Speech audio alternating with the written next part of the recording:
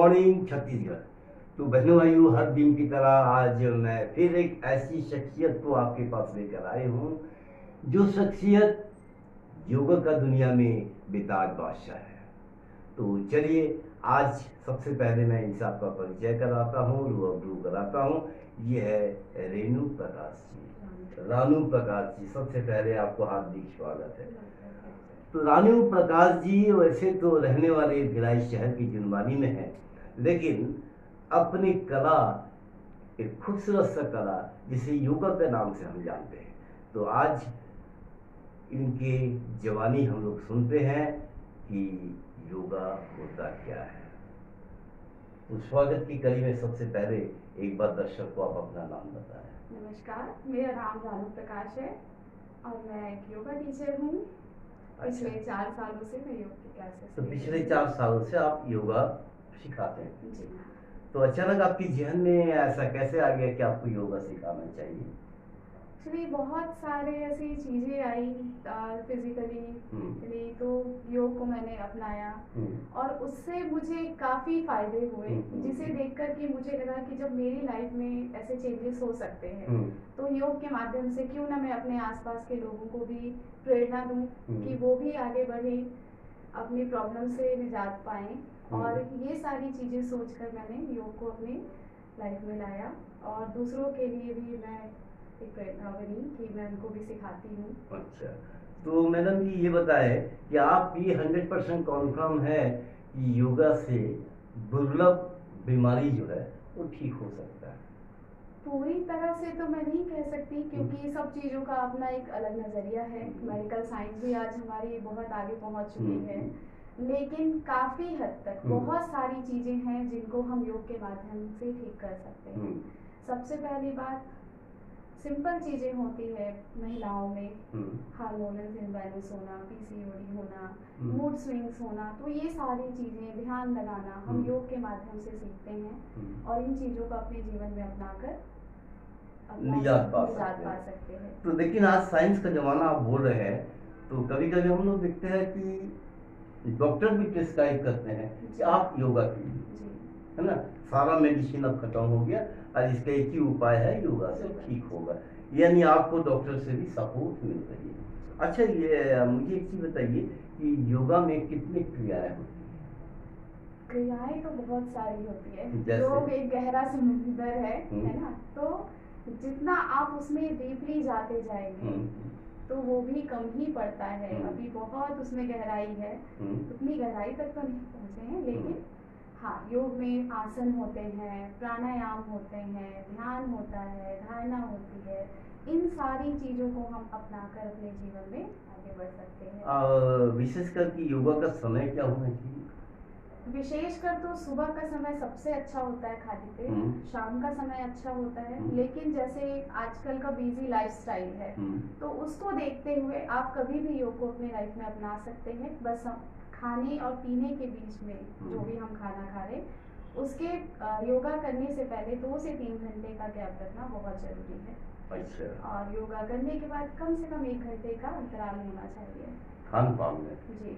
अच्छा, योगा में कुछ स्पेसिफाइड तो नहीं है कि आपको ये खाना है या नहीं खाना है? योगा में सब खा सकते हैं, बस समय का ध्यान रखना है, संतुलित भोजन करना है। आप क्या खा रहे हैं, कितना खा रहे हैं, इन चीज़ों पे ध्यान रखना है, जिससे कि आपको एसिडिटी या और कोई प्रॉब्लम ना आए।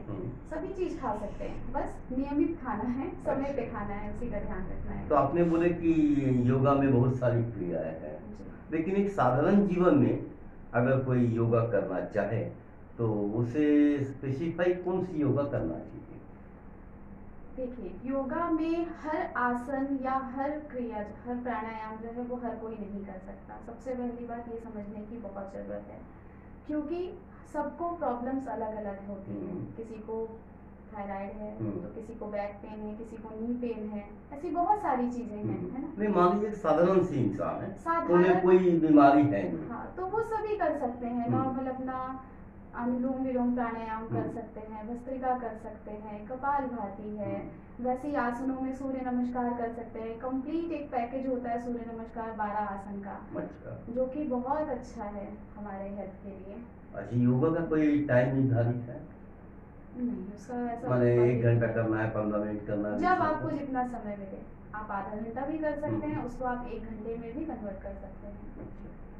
मैडम अगला सवाल हमारा है कि जैसे मान लीजिए प्रेग्नेंट महिला, जी। उनको आसन की बहुत ज़्यादा सख्त जरूरत होती है, तो उनके लिए कौन सा आसन अच्छा होगा?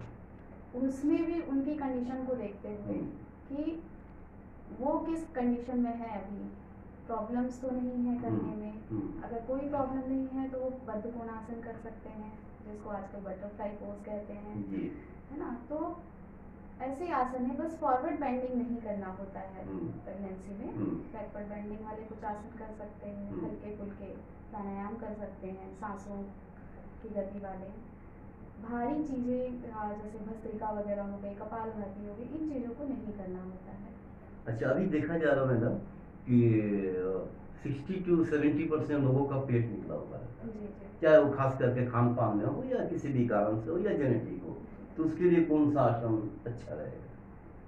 बहुत सारे आसन है योग में, पर पर्टिकुलर मैं 1-2 आसनों के नाम बताऊंगी। आप अगर सूर्य नमस्कार का कंप्लीट पैकेज करते हैं तो वो भी बहुत अच्छा है। उसमें पूरे 7 आसनों का सेट होता है, 12 बार हम उसको रिपीट करते हैं, 12 आसन होते हैं उसमें टोटल, तो वो सबसे बेस्ट है, आप कर सकते हैं। डॉक्टर लोगों का मानना है कि शुगर और ब्लड प्रेशर इसके लिए बहुत कामगार साबित होता है योगा, तो उसके लिए कौन सा आसन?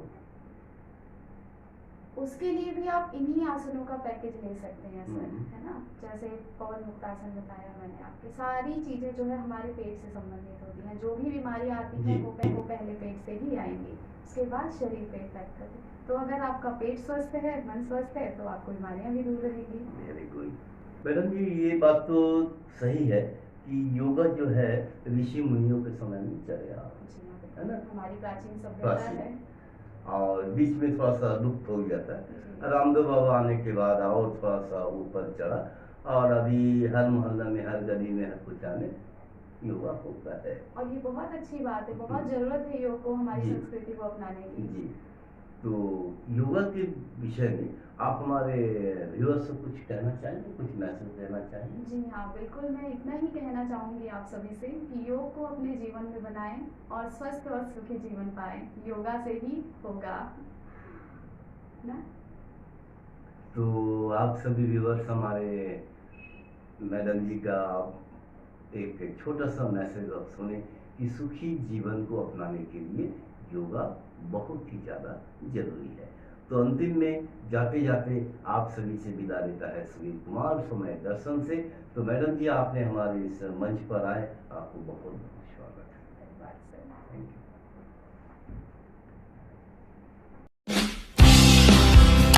न्यू वीडियोस की अपडेट पाने के लिए सब्सक्राइब करें समय दर्शन न्यूज को और बेल आइकन को दबाएं। आप देख रहे हैं समय दर्शन न्यूज चैनल।